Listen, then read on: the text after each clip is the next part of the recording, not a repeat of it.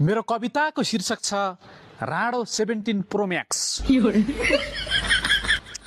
दुनियाँको नजरमा म राणो भएँ, घर परिवारको नजरमा घाँडो भएँ।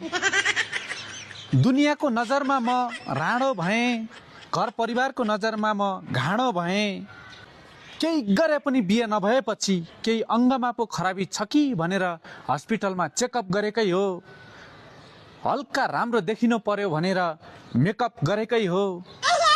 तर पनि कोही केटीको पोइ बन्ने छाँट आएन।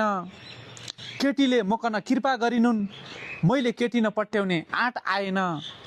त्यसैले अहिले पनि म राणो 17 प्रो म्याक्स। हिजो राति एक मार्मिक सपना देखेँ। सपनामा मेरो बिहे भएर 2टा बच्चा थिए। ती 2 बच्चा साह्रै भेरी गुड र अच्छा थिए। बुढीले भात खाना आऊ बुढा भनिन्। मैले हात मुख धोएँ, भात चपाएँ भनेर सँगै सुतेको साथीको कान चपाएछु। बिउजिँदाखेरि खुब रोएँ।